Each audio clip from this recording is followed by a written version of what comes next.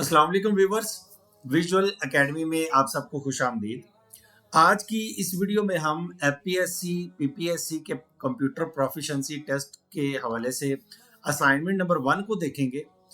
ये प्रोफिशिएंसी या computer literacy का जो टेस्ट होता है, ये फेडरल पब्लिक सर्विस कमीशन या पंजाब पब्लिक सर्विस कमीशन, ये जितने भी पाकिस्तान के अंदर कमीशंस बने हुए हैं प्रोविंशियल लेवल पे, वो junior clerk, computer operator, assistant private secretary या स्टेनोग्राफर, स्टेनोटाइपिस्ट की पोस्ट के लिए ये टेस्ट कंडक्ट किए जाते हैं।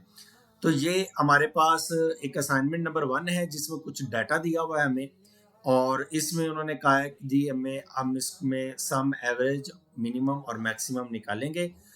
वीडियो हमारी ज़्यादा लंबी ना बने, इसलिए मैंने सारे के सारे डाटा को टाइप करके रख लिया है और हम चलते हैं एक्सेल की स्क्रीन पर। सो व्यूवर्स, हमारी एक्सेल की स्क्रीन हमने ओपन कर ली है और इसमें ये हमारे पास कुछ डाटा दिया हुआ था।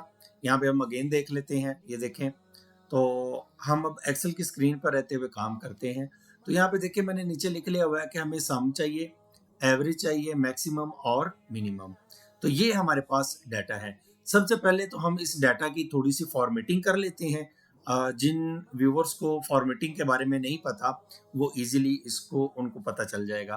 तो यहाँ पे हम अपने इस पहले हेडर वाली रो को सिलेक्ट करेंगे और इसको सेंटर और मिडिल अलाइनमेंट कर देंगे ताकि ये हमारे सेल के अंदर हो सके। थोड़ा सा इनको सिलेक्ट करके हम इनकी रो का साइज जो है वो बढ़ा देंगे। ये हमने बढ़ा दिया। और इसी तरह इस पूरे के पूरे को सिलेक्ट करेंगे, यहाँ से लेफ्ट, और ये मिडल हो जाएगा। और इनको हम इस तरह से सिलेक्ट करेंगे, सेंटर, और ये मिडल हो गया। ये हमारे पास डाटा आ गया। और ऊपर वाली रो को सिलेक्ट किया, हम यहाँ पे इसको बोल्ड कर देंगे और इनको सिलेक्ट करके या इनको भी हम थोड़ा सा बोल्ड कर देंगे। तो अब हमारे डाटा जो है थोड़ा सा अट्रैक्टिव लग रहा है। तो अब हम इन फार्मूलाज को लगाएंगे ताकि हमारी जो असाइनमेंट है वो सॉल्व हो सके। तो सबसे पहले हमें कहा गया है जी कि हमें ईच कॉलम का सम चाहिए।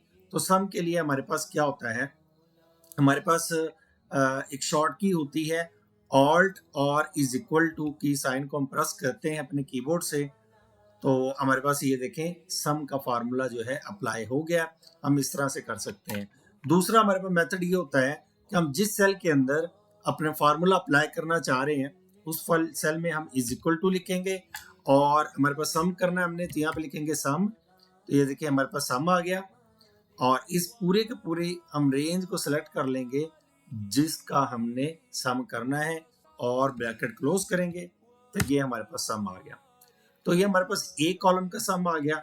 अब इसी तरह सम का को फाइंड करने का एक और मेथड है जिसको हम अभी देखते हैं। तो उसके लिए हम क्या करेंगे, होम मेन्यू में आएंगे। तो होम मेन्यू के अंदर यहाँ पे हमें एडिटिंग का एक रिबन मिलता है। ये देखें, इसमें हमें ये ऑटो सम के नाम से एक मेन्यू बना हुआ है। इस पे क्लिक करेंगे, ड्रॉप डाउन आ गया हमारे पास। और ये देखें, ये सम की हमारे पास ऑप्शन दी हुई है। यहाँ पे क्लिक करेंगे तो ये देखिए, हमारे पूरे का पूरा जो रेंज है वो सिलेक्ट हो चुकी हुई है। ठीक है, तो हम इंटर करेंगे, हमारा जो सम का फार्मूला है वो अप्लाई हो गया। इसी तरह हम नीचे एवरेज निकालनी है, तो यहीं पे हम ऑटो सम वाली ऑप्शन पे आएंगे, एवरेज पे क्लिक करेंगे। तो यहाँ पे देखें, अब हमने इसको क्या करना है, हमने इसको रेंज देनी है जी कि हमें किस किस नंबर की एवरेज चाहिए। तो हमें ईच कॉलम की एवरेज के लिए कहा गया है, तो हम यहाँ पे क्लिक करेंगे और यहाँ तक ले आएंगे और सिलेक्ट किया और इंटर का बटन प्रेस किया। तो ये देखिए, हमारी एवरेज निकल के बाहर आ गई। फिर इसी तरह मैक्सिमम हमने निकालना है, तो इसी ऑटो सम में जाएंगे और ये देखिए, मैक्सिमम हमें दिया हुआ है। यहाँ पे क्लिक किया और ये हम यहाँ पे सिलेक्ट कर लेंगे इसको। तो ये हमारे पास हमने जब रेंज दे दी तो हमारे पास ये यहाँ पे देखिए, मैक्सिमम वैल्यू जो है हमारे पास इसमें के अंदर वो 423 थी, तो उसने हमें बता दी। इसी तरह हमारे पास मिनिमम का जो वैल्यू है निकालने के लिए हम इसमें आएंगे ऑटो सम में, और ये मिनिमम के फंक्शन पे क्लिक करेंगे, रेंज देंगे इस तरह से। ये हमने रेंज दी और इंटर का बटन प्रेस किया, तो ये हमारे पास मिनिमम वैल्यू आ गई। आप लोग खुद भी देख सकते हैं कि इस कॉलम के अंदर हमारे पास मिनिमम वैल्यू 106 थी। ठीक है, और इस तरह से हम इन सबको सिलेक्ट करेंगे और यहाँ से हम ऐसे ड्रैग कर देंगे तो ड्रैग करने से कि ये होगा कि हमारे फार्मूलाज जो है वो कॉपी हो जाएंगे, हमारे में हर सेल के अंदर बार बार फार्मूलाज को अप्लाई नहीं करना पड़ेगा। इससे हमारी टाइम सेविंग जो होगी, क्योंकि टेस्ट के दौरान बहुत टाइम शॉर्ट होता है नए लोगों के लिए, उस टाइम पीरियड के अंदर टेस्ट को सॉल्व करना काफ़ी मुश्किल हो जाता है।